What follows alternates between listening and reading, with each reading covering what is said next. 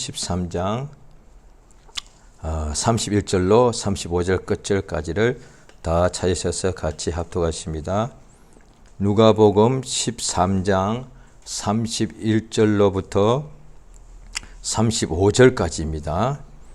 누가복음 13장 31절부터 35절까지 다 같이 찾으셔서 합독하시겠습니다. 시작. 곧 그때에 어떤 바리새인들이 나와서 이르되 나가서 여기를 떠나소서 헤롯이 당신을 죽이고자 하나이다. 가라사대 가서 저 여우에게 이르되 오늘과 내일 내가 귀신을 쫓아내며 병을 낫게 하다가 제3일에는 완전하여지리라 하라. 그러나 오늘과 내일과 모레는 내가 갈 길을 가야 하리니 선지자가 예루살렘 밖에서는 죽는 법이 없느니라.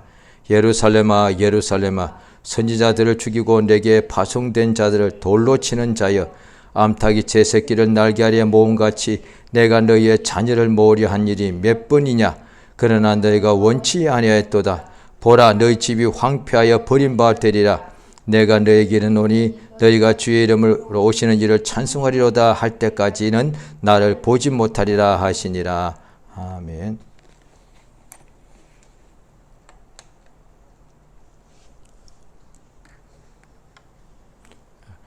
하나님은 살아계십니다. 그 하나님께서 이 세상에 자기를 항상 나타내 주시는데, 그가 만드신 모든 만물을 통해서도 하나님께서 우리 살아 역사하시고 하나님이 만드신, 하나님이 계신 것을 나타내 주는 것이고, 또한 하나님께서 구별하고 택하신 사람과 족속에게 하나님의 천사를 보내어서 그 천사들을 보게 하시고 천사가 하나님 말씀을 전해주는 것을 듣게 해주셔서 그래야 하나님께서 살아계신 것을 항상 알게 주었습니다. 하나님의 천사가 와서 어떤 사람에게 나타나서 보이기도 하고, 또 그 사람에게 하나님의 말씀을 전할 때에 그 말씀을 듣는 그것을 영감이라고 합니다.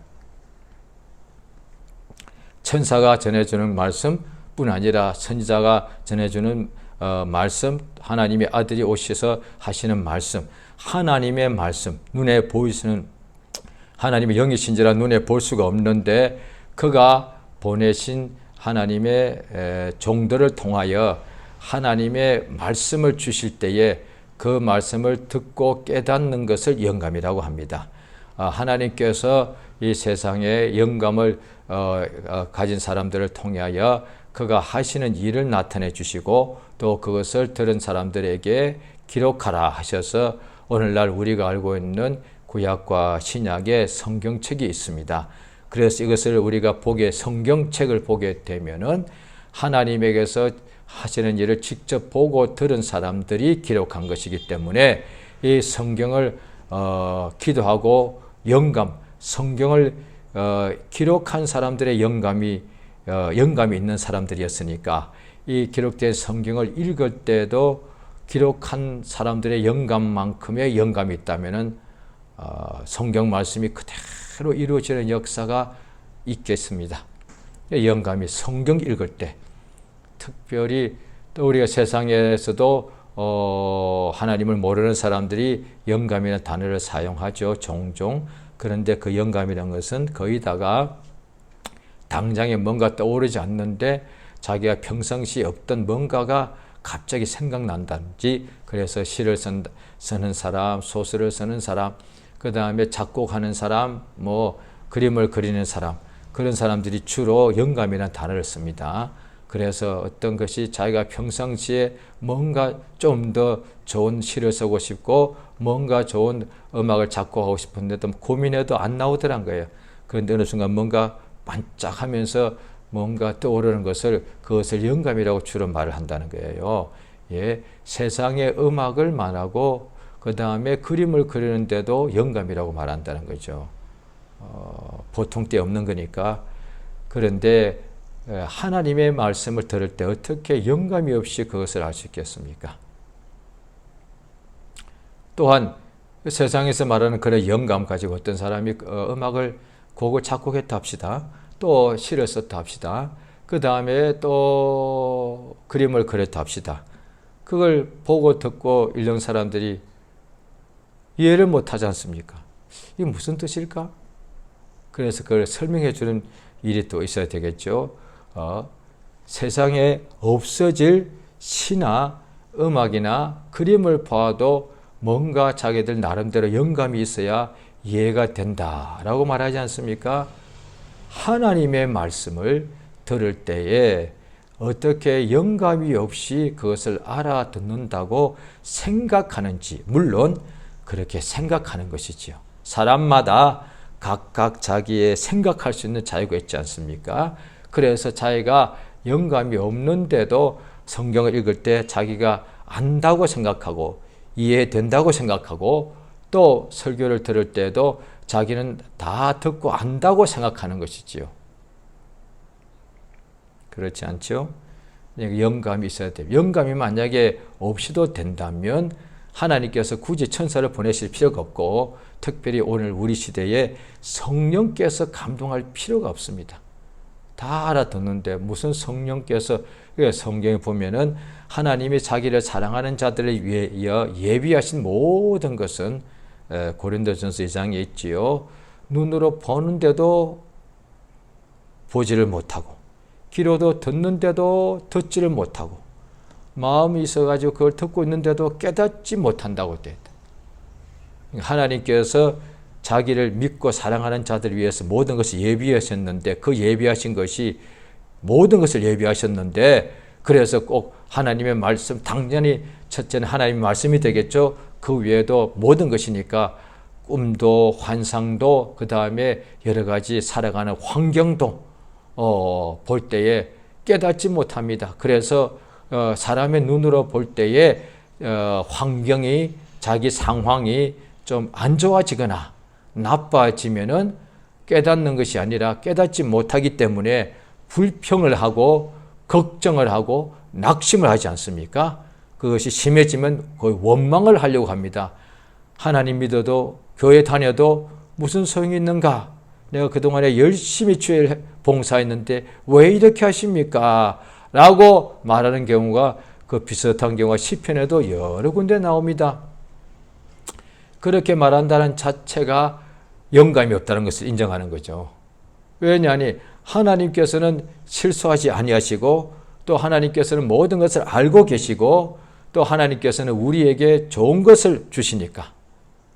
그런데 하나님께서 사랑하시는 자기를 믿는 자녀들에게 좋은 것을 반드시 주시는데 지금 우리에게 왔을 때 사람의 눈에 볼 때는 그것이 나빠 보이니까 우리 하나님 왜 가만 계십니까? 왜 이렇게 하십니까? 이해가 되지 않습니다. 라고 하나님께 그렇게 마음으로 생각하거나 입술로 그렇게 시내버리거나 간에 그걸 이미 영감이 없다는 뜻이죠. 영감이 있다면 자기 눈에 볼 때는 폭풍이 치는데 예수님하고 배를 타고 제자들이 갈릴리 호수 위를 지나가고 있었죠. 그런데 거기는 아주 낮은 수면이니까 높은데 거기에 헬몬산이라는 높은 산에서 그저 바람이 그냥 낮에 밑으로 내리부니까 그 바람의 속도가 엄청납니다. 지금도 한국도 그런 곳이 있고 지구상에 곳곳에 바로 높은 산 바로 밑에 수면이 있거나 바다가 있다면은 가장 낮은 것을 말하지 않습니까? 수면이나 바다가 가장 낮죠. 그런데 바로 옆에 높은 산이 있다고 한다면은 그 산을 지나오는 바람이 있으면은 엄청나게 그때부터 밑으로 내리불 때는 엄청나게 강하게 마치 꽂히듯이 붑니다. 그래서 그 큰 높은 산 밑에 바로 옆에 있는 산이나 바다가 있다면 거기 종종 큰 풍랑이 일어납니다. 이 갈릴리 호수에 그렇게 큰 바람이 일어나서 예수님을 모시고 가는 배가 그저 풍랑을 만나서 얼마나 호수인데 가보면 호수죠. 그런데 호수인데도 바람이 얼마나 거세게 불었으면 그 풍랑이 높이 쳐서 배 안에 물이 다 잠기게 되었을 때 이 12제자들 다 장정들이죠. 그 바닷물을 퍼내려고 갈릴리 호수물을 퍼내려고 애쓰다가 오히려 물이 더 바닷물이 계속 배 안에 들어와서 배가 거의 잠기게 되니까 그때는 이제 죽게 된 거죠. 풍랑이 계속 치니까.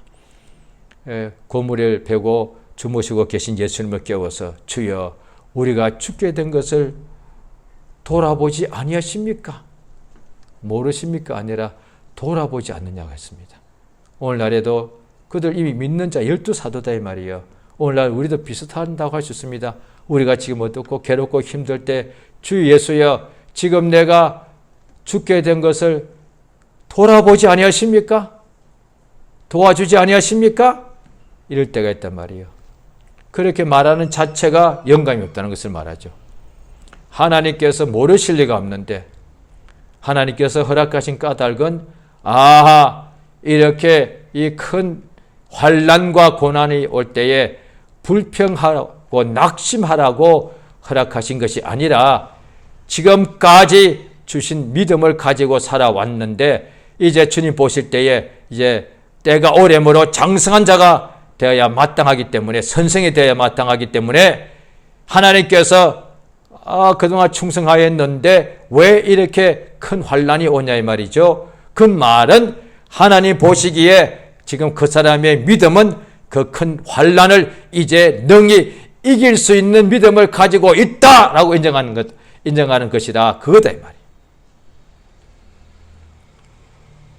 그래서 낙심 불평하는 것이 아니라 환난이 오도 오히려 주 예수께서 지금까지 주신 믿음을 사용하여서 더 빨리 나가게 되고 주의 말씀 의지하여서 지금까지 평상시에 큰 환난이 없었을 때에도 늘 말씀을 매일같이 의지하고 기도한 사람이라면 환난이 일어나도 똑같이 하면 되지 않겠습니까? 환난이 어제까지 일어나지 큰 환난이 없고 세상에 사는 자체는 다 환난이 크고 작은 것이 있죠. 그런데 자기가 지금 감당하기 어려울 만큼의 큰 환난은 오지 않았고 어제까지는 그냥 그저 일상생활에서 오는 환난은 늘 있다 합시다. 그랬음에도 불구하고 매일 성경 상고하고 주님 사귀고 예수 앞에 나가 기도했다 이 말이에요. 그 믿음이 참 좋은 것이지요. 그랬으면은 오늘 어제보다 생각지도 못한 큰 환난이 왔다 할지라도 내가 어제까지 몇 달 동안 몇 년 동안 늘 해왔던 매일같이 하나님과 만나는 사귐 있는 삶을 오늘도 그대로 하면 될 것 아니에요. 왜? 몇 년 동안 몇십 년 동안 계속 해왔으니까. 계속 하면은 오늘 그 환난도 능히 이기게 되는 것이죠. 그런데 환난이 왔을 때 어제까지 늘 하나님과 기도하고 감사하고 찬양하는 사람이 환난이 오는 순간에 그 환난을 보고 겁이 나서 하나님 만나고 기뻐하고 감사하는 것을 끊어버린단 말이에요. 그게 문제가 되는 거예요. 그러니까 로마서 8장에 나오죠. 환난이나 공고나 위험이나 적신이나 그 무엇이든지 그리스도 예수 안에 있는 하나님의 사랑에서 우리를 끊을 수 없느니라 이럴 때 했다 말이에요. 높음이나 깊음이나 과거의 일이나 현재의 일이나 장래의 일이나 그 어떤 일이 온다 할지라도 우리 주 예수 그리스도 안에 있는 하나님 우리 아버지의 사랑에서 우리를 끊을 수 없다 이 말이에요. 그 믿음을 하나님께서 그 말씀을 이루어지는 거룩한 역사를 주시려고 환난과 공고를 허락하신 것임을 성경을 통해서 알 수 있는 거죠. 그것이 성경 말씀에 기록되어 있을 뿐 아니라 하나님의 뜻이죠. 말씀에 기록되어 있으니까 그것을 뜻대로 땅에서 이루어진 체험을 가진 믿음의 사람이 있더라 이 말이에요. 오늘 본문을 보시면은 예수께서 공생에 이제 계속하시는 중에 거의 예수님이 하나님께 가실 때가 가까웠을 때에 그때에 어떤 바리새인이 나와서 이르되 여기를 떠나소서. 바리새인 중에 예수님에 대하여 믿는 사람도 아주 적은 숫자이지만 믿는 사람이 있었죠. 이 사람이 헤롯이 당신을 죽이고자 합니다. 헤롯이 예수를 죽이고자 한다는 것을 어떻게 이 사람이 그걸 알게 되었습니다. 그래서 예수께 와서 속히 떠나시라고 이렇게 했습니다. 그때 예수께서 말씀하시기를 가서 저 여우에게 이르되 오늘과 내일 내가 귀신을 쫓아내며 병을 낫게 하다가 제3일에는 완전하여지리라 이렇게 말씀하십니다. 이어서 계속 33절에도 오늘과 내일 제3일 모레죠. 32절은 오늘과 내일 제3이라고 하셨고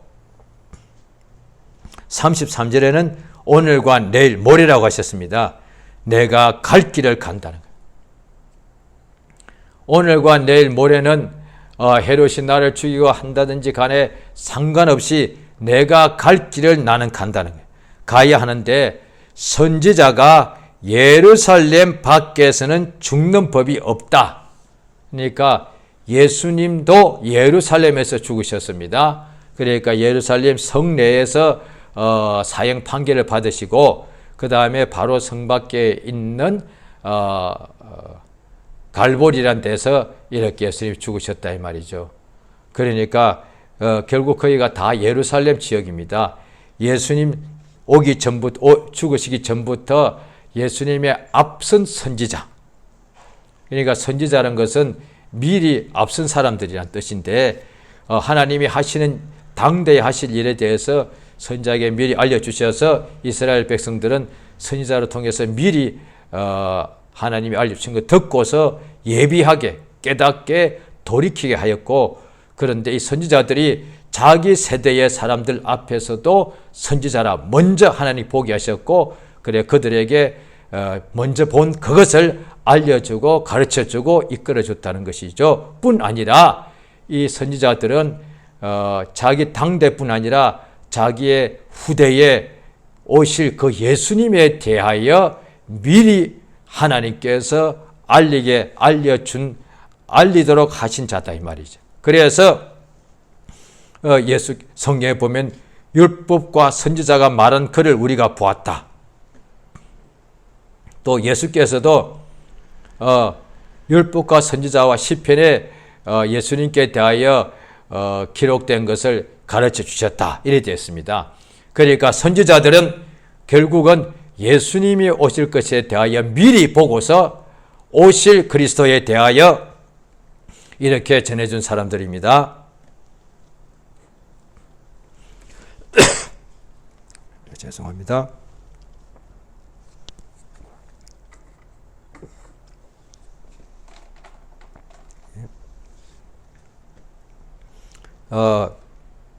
예수께서 말씀하시기를 선지자는 예루살렘에 가서 왕이 있고 제사장이 있는 곳이죠. 가서 하나님 말씀을 전하더란 거예요. 그러다 보니까 결국은 예루살렘에서 선지자들이 거의 다가 죽습니다. 예수님도 사마리아에서도 일하셨고 가버나움에서도 일하셨는데 예수님 말씀하실 때 가버나움아 하늘에까지 높아지겠느냐 베세다야 고라시나 하늘에까지 높아지겠느냐 그랬습니다. 예수께서 권능을 많이 행하신 고을들이 회개치 아니하더라. 그래서 예수 하신 말씀이 가버나움아 베세다야 고라시나 하늘에까지 높아지겠느냐. 그러니까 하늘에서 루시퍼가 무별 위에 자기를 높이려고 하다고 타락한 것이고 또 하와도 뱀으로 통하여 유혹하는 마귀의 음성을 듣고 하나님처럼 되려고 해서 타락하였습니다. 고라신도 베세다도 가버나움도 예수께서 말씀하시기를 너희가 하늘에까지 높아지겠느냐? 아니다. 왜? 예수가 하신 역사를 말씀을 듣고 역사를 보고도 이들이 돌이키지 않더란 거예요. 너희들이 하늘에까지 예수의 말씀을 듣고 믿지 않고 거절하는 것 자체가 예수님은 하늘에서 오신 분이니까 하늘에까지 높아지겠다고 하는 것과 같다 이 말이에요. 그러니까 오늘날에도 똑같은 거예요.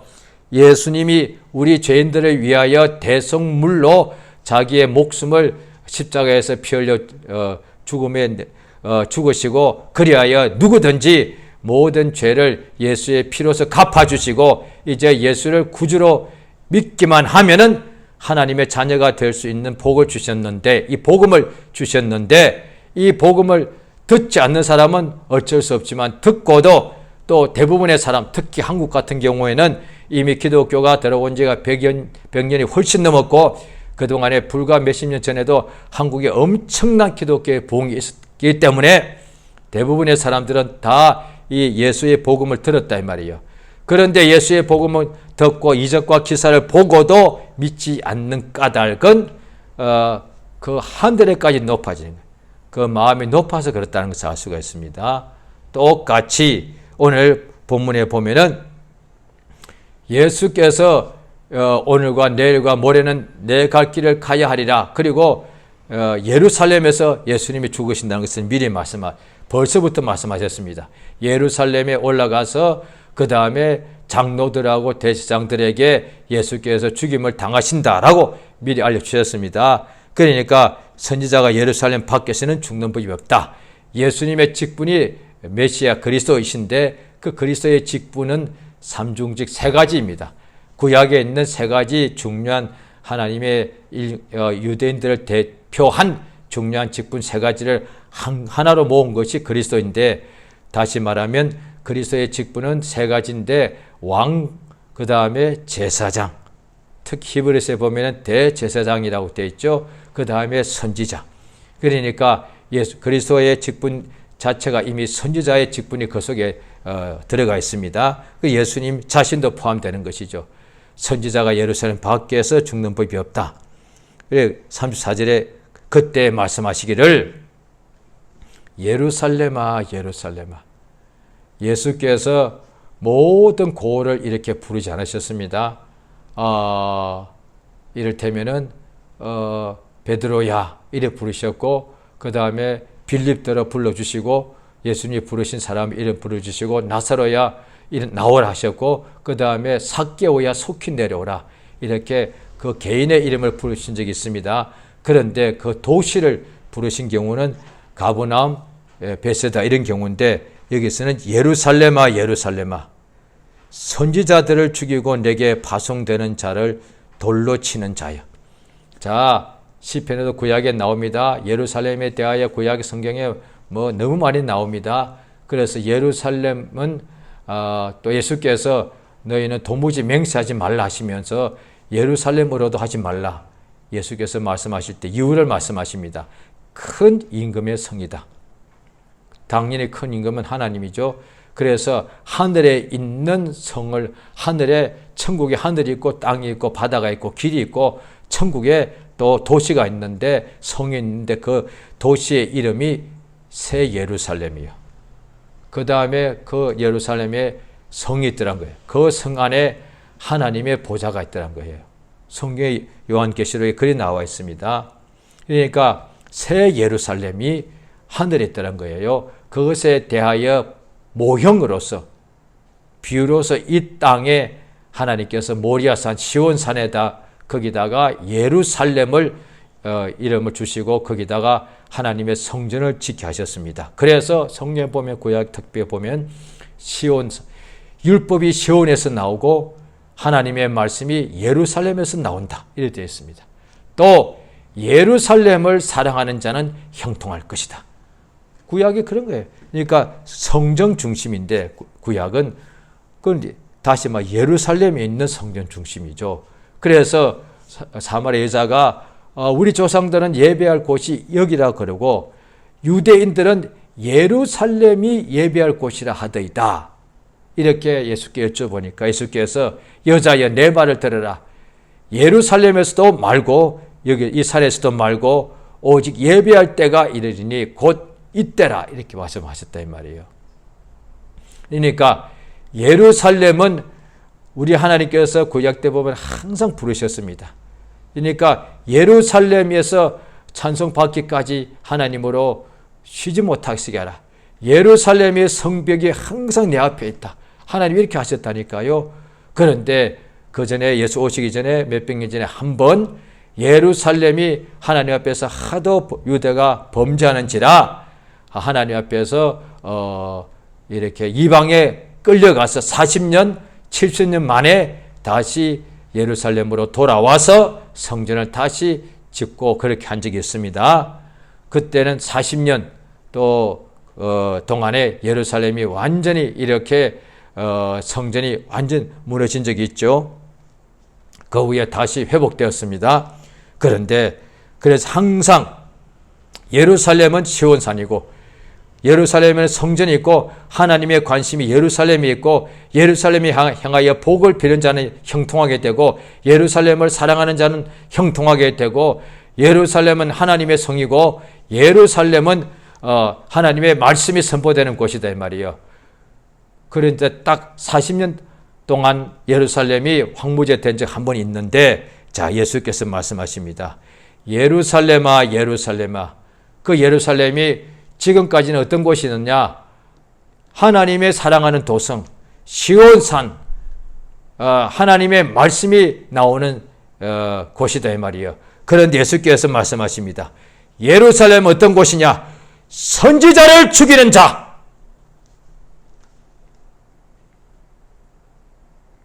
오늘날에도 사람들이 율법을 많이 보게 되면 예루살렘을 막 설교 중에 이렇게 말할 수가 있습니다. 상당히 구약 성경 읽으면 그렇게 설교할 수밖에 없죠. 그런데 오늘 이 본문을 보면 예수께서 예루살렘을 뭐라고 말씀하셨는가? 예루살렘아 예루살렘아 하나님의 보내신 자들 돌로 쳐서 죽이는 자. 예수가 하신 말씀이 그 말이요. 예루살렘은 어떤 곳이냐? 예수를 하나님의 아들을 죽인 자다 이 말이요. 고라시나 가버나움아 하늘에까지 높아지겠느냐? 음부에까지 낮아지리라 하셨는데 예루살렘은 선지자들을 죽이는 자다 이 말이에요. 하나님의 아들을 죽이는 자. 하늘에까지 높아지겠다는 가버나움보다도 10배, 100배 나쁘다 이 말이에요. 왜냐하니 가버나움은 하늘에까지 높아지려고 한 것이고 하나님의 아들의 말씀과 이적을 보고도 받아들이지 않고 거부한 자들이 거절했지만 예루살렘은 죽인 자다 이 말이에요. 예루살렘은 하나님의 아들 예수를 조롱하고 죽이려고 모여다가 결국 예수를 발가벗기고 채찍을 가하고 그 다음에 예수의 온몸에 못을 박아서 나무에 매달아서 6시간 동안 물과 피를 다 쏟고 죽어갈 때에 밑에서 조롱한 자들이 예루살렘이요. 그래서 예수께서 하신 말씀이 이제부터 너희는 황폐해질 것이다. 예수가 저주하신 게 아니에요.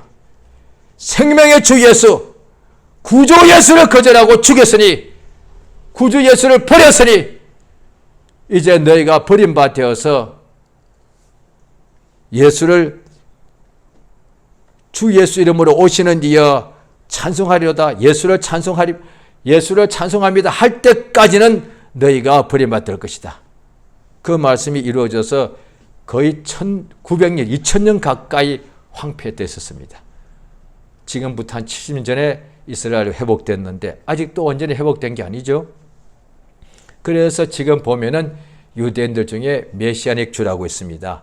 메시아닉 주라는 것이 뭐냐니 주는 유대인인데 메시아 예수 그리스도를 예수를 선지자로 지금도 유대인들은 예수님을 그냥 선지자 중에 하나로 보고 있습니다. 그런데 그 중에 어떤 사람들이 어릴 때부터 율법에 쩔은 사람들인데 이건 100% 하나님의 역사입니다. 그 율법에 쩔은 사람 중에 예수가 하나님의 아들 메시아라고 믿는 사람들이 지금 계속 나옵니다. 그들을 예수 믿고 영접하고 구원받은 사람들을 메시아닉 주라고 그럽니다. 그러니까 그들이 지금 예수를 계속 부르고 있죠. 그러니까 그들이 예수 이름을 다시 믿고 부를 때까지는 너희 집이 황폐하게 될 것이다. 예루살렘아 예루살렘아 암탉이 제 새끼를 날개 아래 모으과 같이 내가 너희 자녀를 모으려고 한 것이 몇 번이냐. 예루살렘을 향하여 하나님께서 항상 돌이키라고 그랬고 내게로 돌아오라고 그랬고 암탉이 자기 품 밖으로 나간 새끼를 어미 닭의 암탉의 품으로 끌어모으듯이 하나님의 품으로 돌아오게 하려고 그렇게 말했는데도 그게 뭐냐니 선지자를 보냈다는 뜻이에요. 암탉이 꼬꼬꼬 하면서 자기 새끼들을 불러서 자기 품 안으로 오게 부르는 것 같이 하나님께서 선지자들을 예루살렘에 계속 보냈다는 것은 하나님께서 내게로 돌아오라는 음성이었단 말이야. 그런데 선지자 보낼 때마다 죽이더란 거야. 하나님께로 내게로 내 품으로 돌아오라고 하는 음성을 계속 거절할 뿐 아니라 그 음성을 전해주는 전달자, 메신저 선지자들을 계속 죽이더란 거예요. 마침내 침례 요한도 그렇게 죽이고 예수님도 그렇게 죽여. 예수님도 죽게 하더란 거예요. 하나님께서 예루살렘을 아끼기 때문에 구약 때부터 얼마나 하나님께 아끼는지 구약 성경에 굉장히 수백 군데 나와 있습니다. 그런데도 하나님의 보내신 선지자를 계속 죽이고 거절하더란 거예요. 하나님께서 그걸 완전히 버리시는가? 자, 보십시오. 완전히 버려야 마땅한데 참 예수의 말씀을 잘 읽으셔야 됩니다. 완전히 버림받아. 왜? 예루살렘만큼 선지자들을 보내신 데가 없고 예루살렘만큼 선지자들을 죽인 데가 또 없는데 그러면 완전히 짓밟고 버려야 된다고요. 짓밟혔습니다. 황무지가 되었습니다. 그러면 끝나버려야 된다고요. 그런데 2000년 만에 다시 회복이 됩니다. 예수가 미리 말씀하신 거예요. 보라, 너희 집이 황폐하여 버림받을 것인데 내가 너희에게 이르노니 너희가 주의 이름으로 오시는 이를 찬송하리로다 할 때까지는 나를 보지 못하리라. 예수를 버리고 죽였으니까 예수를 구주로 영접할 때까지는 그들이 예수를 못 본다는 거예요. 예수의 음성을, 구원의 복음을 못 듣는다, 그 뜻이다 이 말이에요. 믿음의 주 온전케 하시는 이 예수를 바라보고 예수를 본다는 것이 뭐냐니 하나님의 영광을 보는 것인데 내 말이 너희가 믿으면 나의 영광을 보리라 라고 하지 않았느냐 이렇게 말씀하십니다. 예수를 본다는 것은 그저 육안으로 본다는 뜻이 아니라 하나님의 본체시고 우리의 구주시고 부활하신 예수, 믿음을 가진 사람들이 예수를 보게 됐다는 거예요. 또한 이것은 예수께서 다시 공중에 오실 때에 예수를 맞이하는 것을 이야기한다 이 말이에요. 그러니까 예수님이 다시 오시면은 그때부터는 이제 성경의 천년 왕국이 기록이 되어 있는데 이제 예루살렘에서부터 예수님이 예루살렘에 있는 예루살렘 성전에 분명히 앉으실 것입니다. 다시 오시면은 그 다음에 공중에 먼저 오시고 그 다음에 이 땅에 오셔가지고 그때 성경에 나와 있어요. 우리들이 예수님께 공중에 들림 받은 사람들은 예수와 함께 다시 땅에 내려와서 1000년 동안 이 땅에서 왕노릇 한다는 거예요. 그때는 예루살렘에서부터 시작하여 유대인들에게 하나님이 마지막 기회를 주시는 역사가 있습니다. 오늘날 똑같습니다. 우리 하나님이 아직 이 세상에 주님이 계시고 역사하고 계시기 때문에 세상을 예수 믿지 않는다고 해서 다 사람을 죽여버리거나 다 그냥 지구를 부숴버리지 않습니다.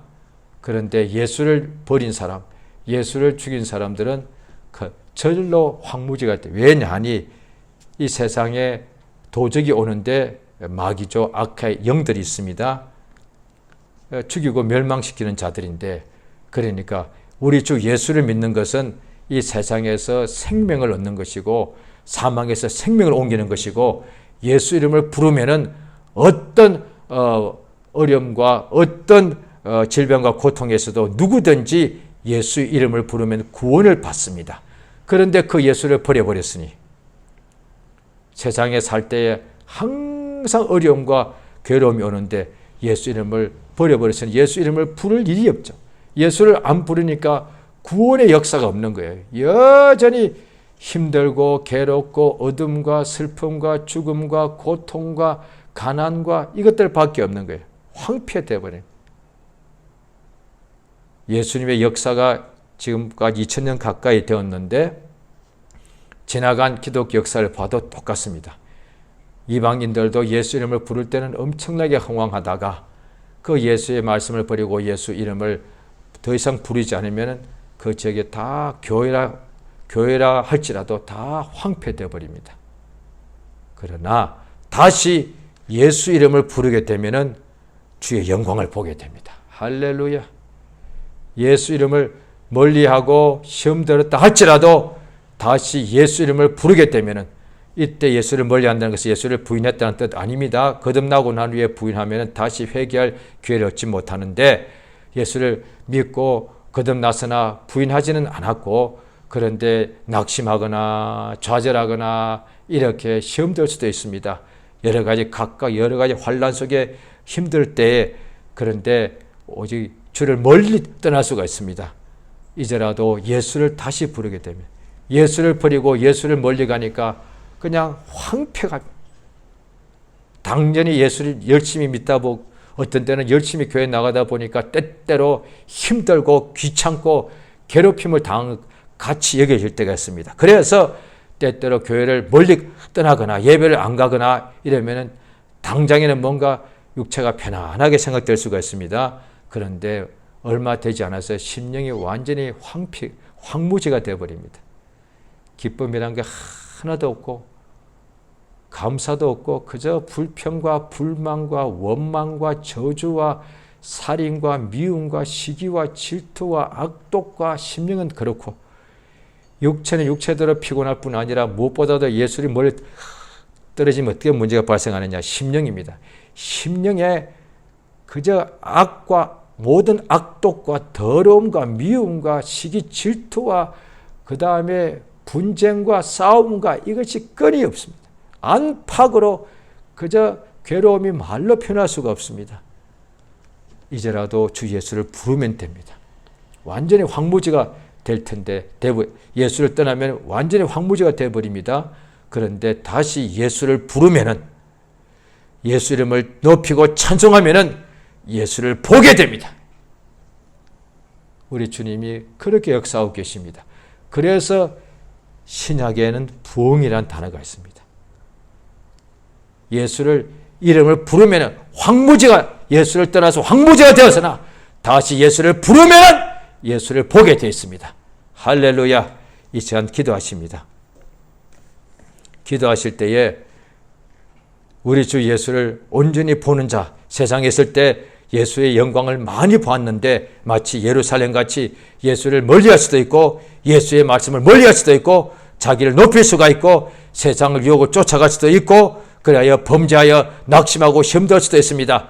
그러면 완전히 영육 간의 황무지가 되어버렸는데, 이제라도 낙심하지 말고 좌절하지 말고 포기하지 말고 다시 구주 예수 이름을 부르고 하나님 아들 예수 메시아 예수를 의지하여서 참으로 예수 이름을 부르는 자마다 예수의 영광을 보고 구원의 역사가 임하기 위하여 이 시간 다 같이 예수 이름 한번 부르고 하시면서 간절히 기도하십니다. 예수여 역사하시며 도우시기 원합니다. 성령의 도우시며 감동하여 주시기를 원합니다. 하나님 아버지 참으로 도우시고 인도해 주시옵소서. 주의 성령 도우시며 감동해 주시기를 원합니다. 하나님 아버지 참으로 도와주시옵소서. 예수 이름을 다시 부르게 역사하시며 감동하여 주시옵소서.